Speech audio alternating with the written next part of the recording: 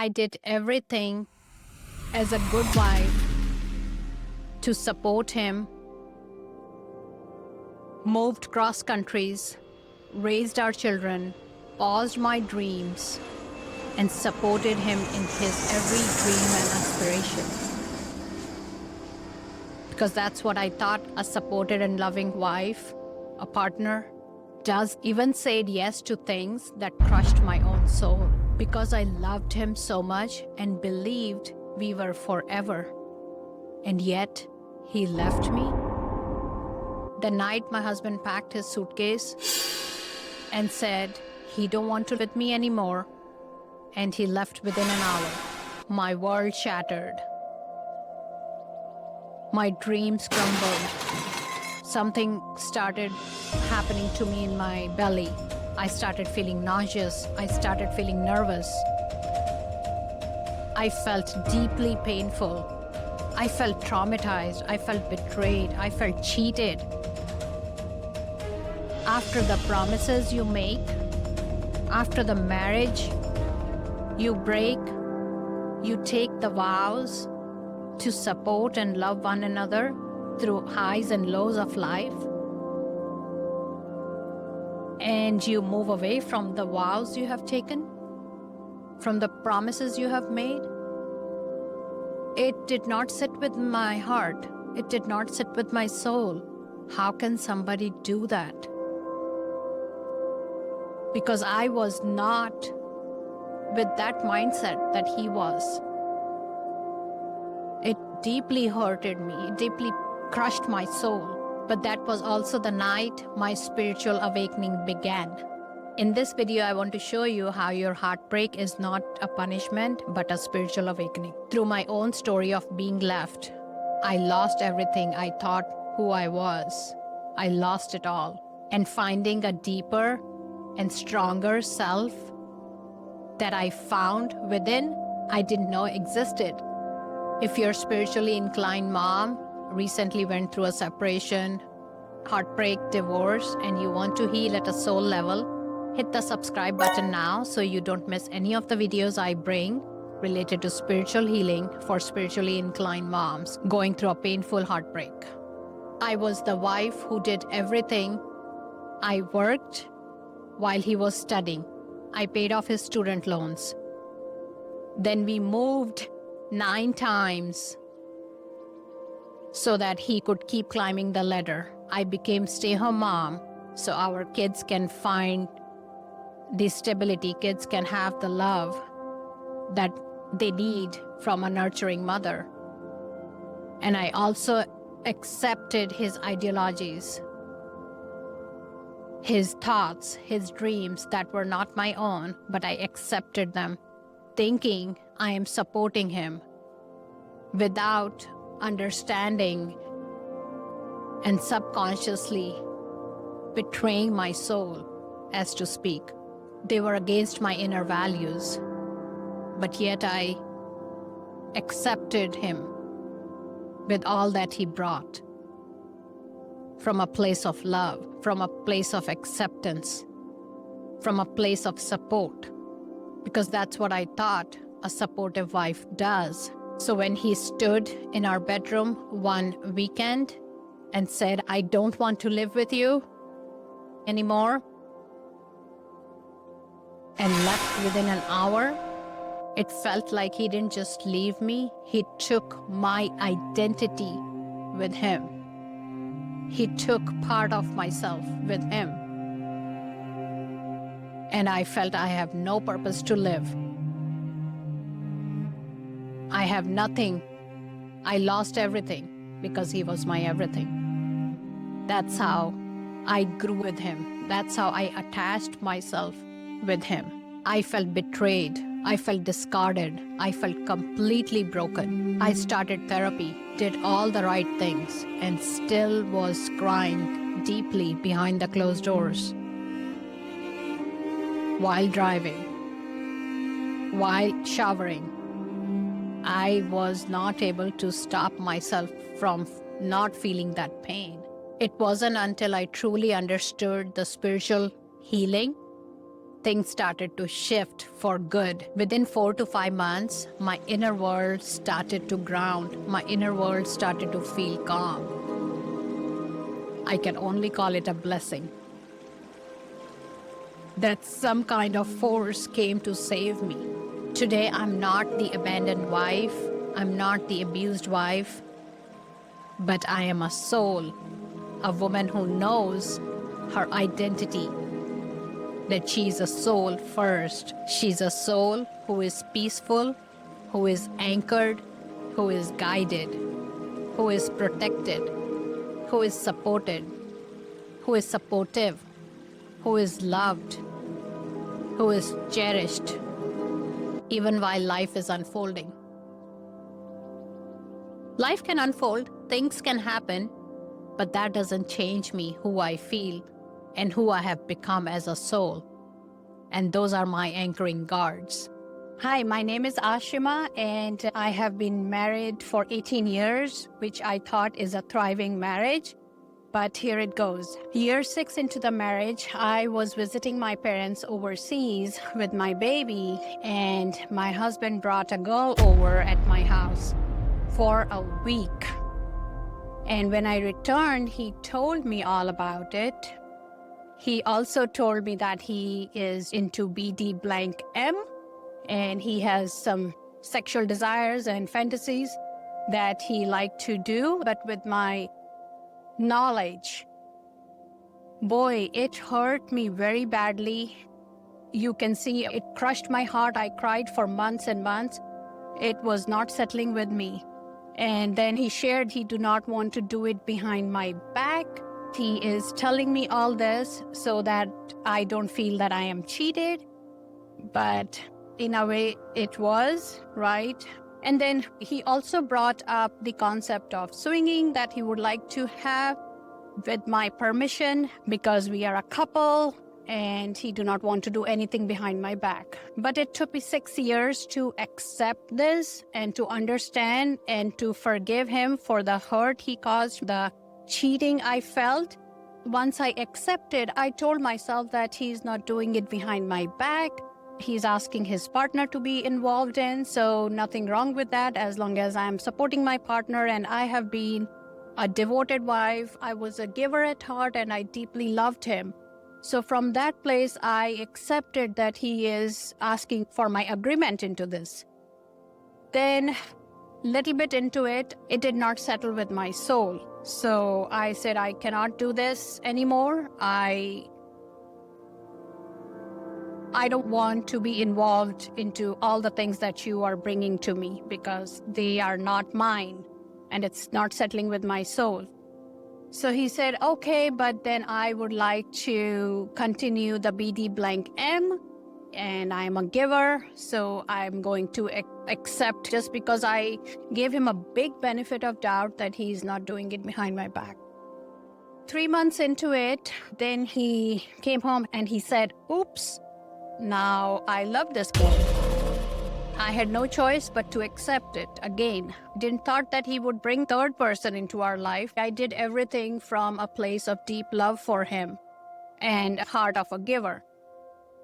3 years into his dating with this woman, one day we were having an argument and it was my birthday. It was my 44th birthday. We were having an argument and he slapped me and pushed me away. And then he called 911 on himself.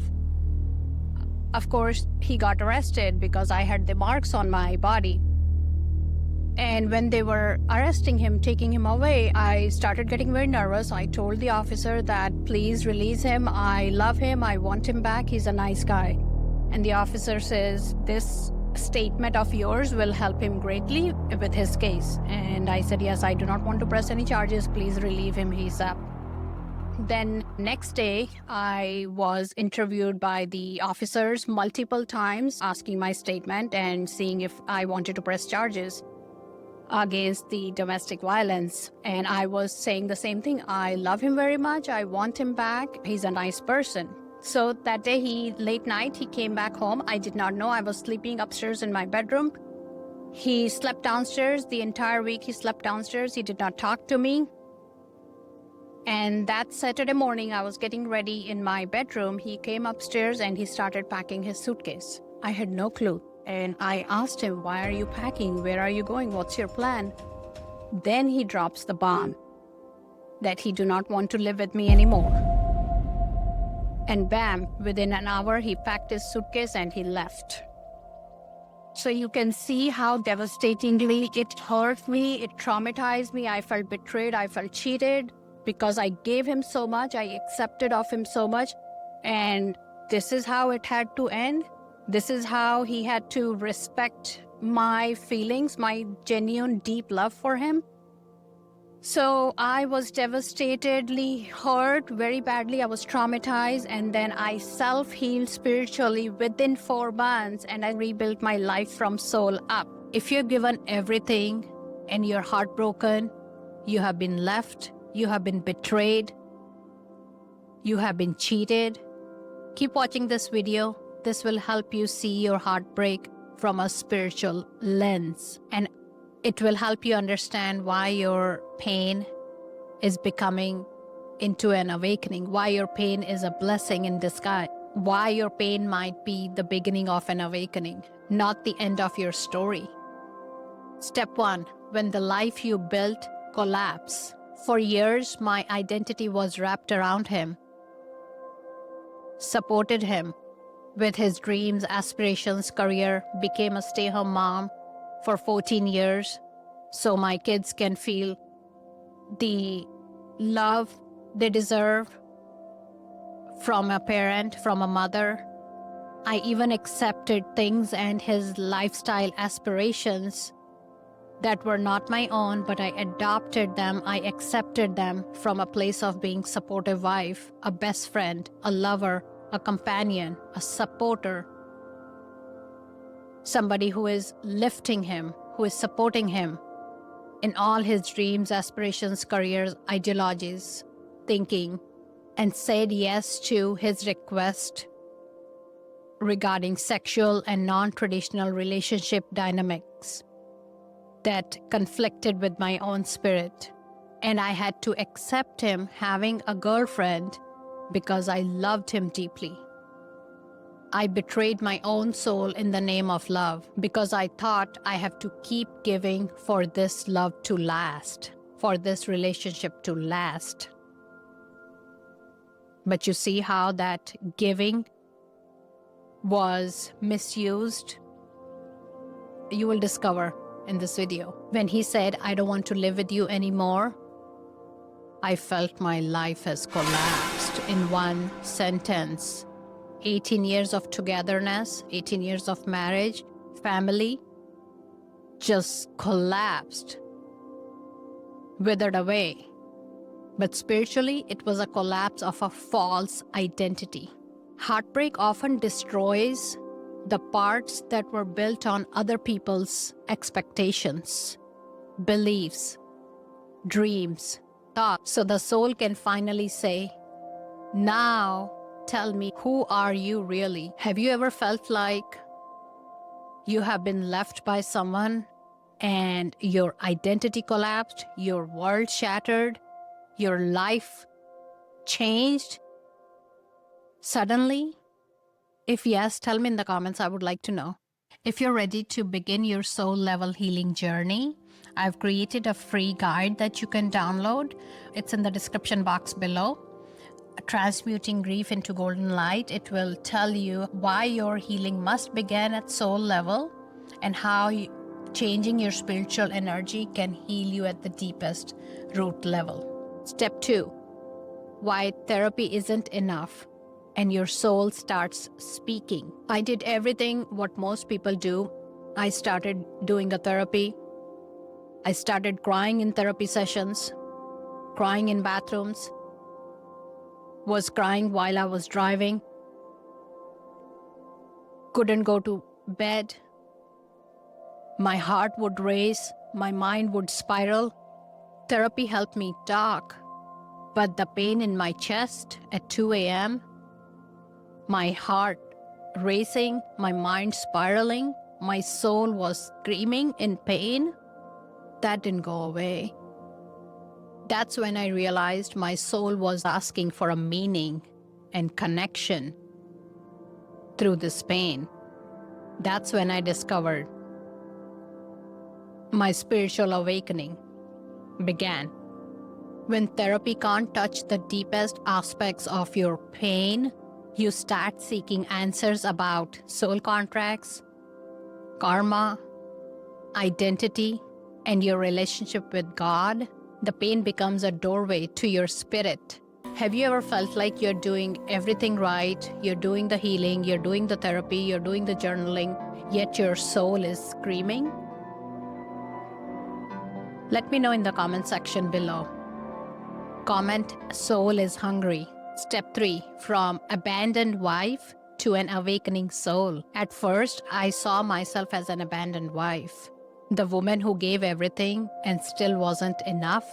But as I lead into meditation, Raja Yoga, Kriya Yoga, I started to feel something deeper than what's being taught to us. Not just think, but to know that I am a soul, not a wife, not a role, not a marriage that he left. He left the marriage, but I had a choice. Would I also leave myself? By crying and draining and overwhelming and letting these emotions overpower me? By allowing his actions and behaviors dictate my emotions, my happiness, my health, my well-being? Or would I finally show up for myself, for my soul? Spiritual awakening is when you stop identifying yourself with the role, but start knowing that you are a soul that is eternal, loved, guided, supported, protected at all times, regardless of the situation. The more I anchored in, I am a peaceful soul, I am a powerful soul, the less his choices, his behavior, his actions started to lose the grip of how I feel. The more I grounded myself in that knowing. My heartbreak was the fire that burnt away who I wasn't, so I could really meet who am I, the real me. How does it feel to know that you are not a role that is hurt, but you are a soul first? Tell me in the comment section below. I would love to know. Step 4, turning trauma into soul purpose. As my nervous system calmed down and I started breathing, I started realizing if I could heal like this after being betrayed, emotionally shattered, broken, painful, then other women can too. I started talking to other women who are going through separation, heartbreak, divorce, and I heard the same thing over and over, and I started noticing the patterns these women were telling me. They all were saying that they are doing therapy, they are journaling, they are exercising, they're joining support groups, they have friends and family support. But yet I discovered a common thread, a common denominator, that their soul was yearning for deeper sense of peace, deeper sense of happiness, that their soul was seeking. And yet they couldn't justify that they are doing all this thing and yet not feeling whole, feeling happy again, that they lost a part of themselves, and they think that they are doing something wrong. My friends, you have to understand you are doing something that's designed to keep you at a Band-Aid level. Clinically, they're just putting a Band-Aid over your wounds, but your wounds are not healing. And when that wound is left untreated, those wounds get deeper and deeper, and they can become an infection. They can turn into something horrific, right? And as I talk, as I teach, that when these wounds are left untreated, they become patterns and habits that get ingrained on our subconscious mind, that get ingrained on our soul. And guess what?